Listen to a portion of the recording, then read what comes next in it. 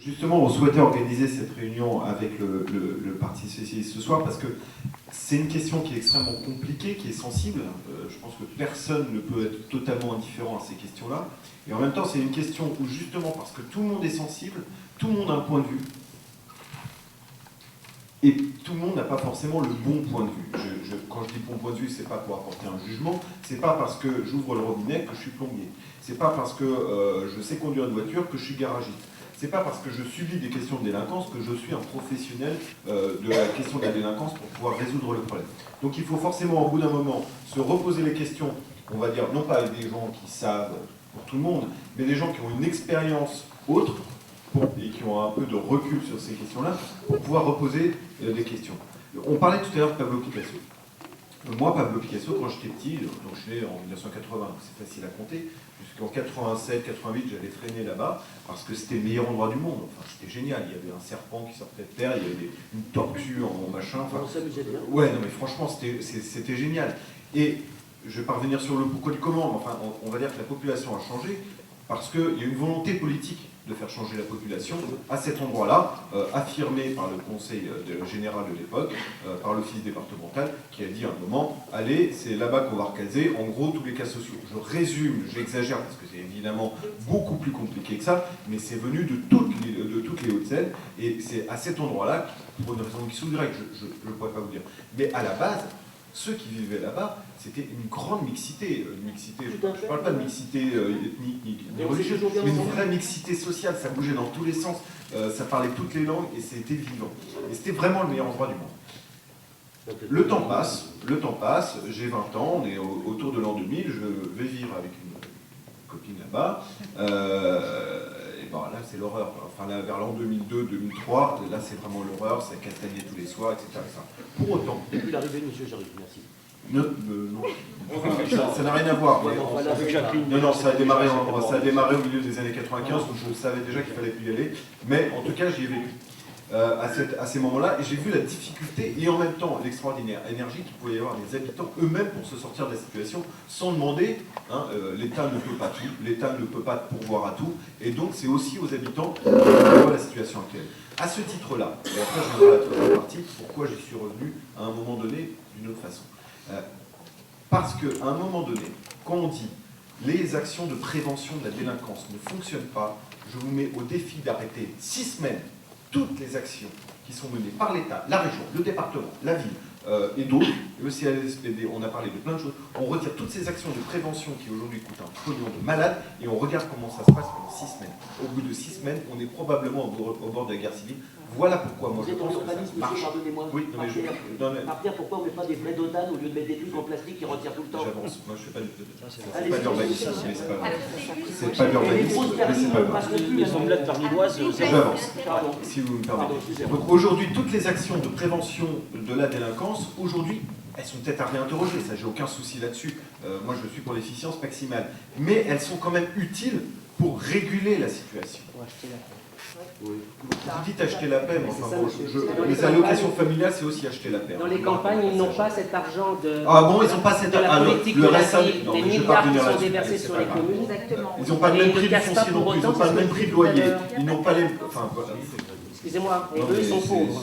C'est hors sujet. C'est pas parce que vous ouvrez un robinet que vous savez comment la plomberie fonctionne. Mais vous non plus, monsieur. Et vous venez de le démontrer. C'est pas la parole des parce que, excusez-moi, quand vous payez 800 € de loyer pour un 2 pièces à Nanterre, à 800 € à n'importe où en France, en fin fond de la Creuse, vous avez un manoir. Donc vous êtes hors sujet.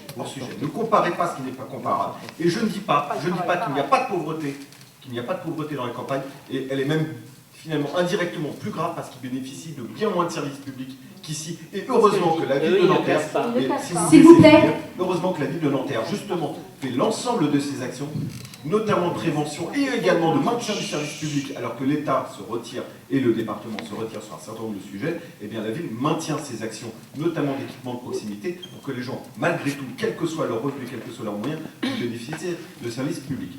Je continue. Je suis élu donc en 2014 pour notamment travailler sur la question de l'aménagement et de l'urbanisme. On en a parlé, il y a eu un vrai ratage, mais qui n'est pas que du simple fait municipal sur ce quartier-là, puisque ce quartier a été construit par l'EHPAD dans les années 50, je vais pas revenir là-dessus. quand on est allé voir les habitants en leur présentant un projet de rénovation urbaine et d'apport de mixité sociale en disant on va démolir X logements sociaux pour reconstruire un peu de logements privés, essayer de recadrer la ville pour permettre aux voitures notamment de touristes de circuler. Enfin, on part de loin, il n'y a même pas de rue. Il y a une grande voie dans ce quartier-là, une seule voie, nord, sud, enfin est-ouest, c'est Pablo Picasso. Tout le reste, c'est des petites voies qui font à peine 4 mètres de là, ce qui est totalement illégal. On part de très très loin. Donc ça demande un fric de malade. La ville va investir des dizaines de millions d'euros sur cette opération. Ce que me disent les habitants, ils me disent, oui, mais qu'est-ce qu'on fait pour demain matin? Demain matin, effectivement, on ne peut pas résoudre. Les questions d'urbanisme ne peuvent pas se résoudre du jour au lendemain. On aimerait bien, mais malheureusement, c'est des choses qui se pensent sur 5 ans, 10 ans, 15 ans. Je prends pour exemple le Petit Nanterre. Le Petit Nanterre, on a démarré les opérations de renouvellement urbain dans les années 90, et franchement, à l'époque, mes parents m'interdisaient littéralement d'y foutre les pieds. Voilà, pour être tout à fait honnête. Aujourd'hui, vous repassez au Petit Nanterre et qui n'a pas encore le tramway, qui va, à mon avis, changer totalement la vie des habitants. C'est un quartier, je ne dis pas qu'il est simple, mais franchement, la dernière fois que j'y suis allé, on a parlé d'un problème d'un urinoir municipal qui a été posé trop près des fenêtres. Ouais, on a changé totalement d'échelle. On est revenu aux problèmes, on va dire, gérables, qui sont humainement, enfin techniquement déjà gérables, humainement toujours un peu difficiles. Il ne faut pas se cacher les choses. On est toujours dans un quartier où 85% de logements sociaux, avec un taux de pauvreté extrême. Mais voilà, ça redevient un quartier gérable. Donc, sur ce quartier-là, Pablo Picasso, on va s'engager dans un truc, ça va mettre 20 ans. Et là, pourquoi moi je vais... Non, mais ça va mettre... Il y a 20 ans de travail pour arriver à en faire un quartier agréable. C'est une réalité urbaine. L'urbanisme, ça met 20 ans. C'est malheureux à dire, mais même, enfin voilà, c'est factuel, c'est pas SimCity. Mais pourquoi on a mis 20 ans à le détruire? Il était magnifique ce quartier. Pas magnifique. Il n'a pas été mis. Il ne s'est rien passé pendant 20 ans parce que je vais pas revenir sur ce qu'a fait l'office départemental. Je vous répondrai si vous voulez, il n'y a pas de souci, mais là c'est un peu. Sinon, vous nous invitez à partir, on part. Je vais finir. Mais la question d'urbanisme, c'est-à-dire ce qui apporte un changement radical. Vous me laissez finir. Thierry, s'il vous plaît. On en parlera après. Mais juste pour finir sur la question de l'urbanisme. La question de l'urbanisme qui permet un changement dans la durée, un vrai changement, même s'il est long, il est long. Il est long, il met 5, 10, 15, 20 ans, malheureusement. Et tout, c'est là où, avec Zakaria, on a commencé, et l'ensemble du groupe socialiste et Europe Écologie, on a commencé à penser à la question autrement. C'est comment on gère le temps court, non pas en se disant que c'est en mettant des policiers municipaux armés et 25 caméras qui pourront en reparler, mais qui n'ont finalement aucun effet, mais bref, peu importe, si ce n'est de déplacer le problème. Donc il faut déplacer les caméras et ainsi de suite. C'est juste de gérer le temps court pour résoudre le principal problème de ce quartier, hormis toutes les questions que vous avez posées. C'est aussi que personne n'a envie d'y venir parce qu'on s'y sent mal. Et on s'y sent mal, et donc il faut résoudre avant, en premier lieu, et ça c'est une compétence qui peut être rapide et faisable, et vraiment, je ne dis pas du jour au lendemain, mais dans quelques semaines, on peut faire du jour au lendemain, effectivement, cette histoire, ce que moi j'appelle de garde champêtre, qui est une jolie image, une jolie référence à ce qui se passait il y a quelques années en France, où il y avait un policier par ville, qui était un policier affrété par la police nationale, même dans le plus bled, le plus paumé de France, vous aviez un commissariat, vous aviez 3, 4, 5 policiers, on appelle ça, de gendarmes, vous avez toujours, non, il y en a de moins en moins, malheureusement. Là aussi, on a recentré les problèmes.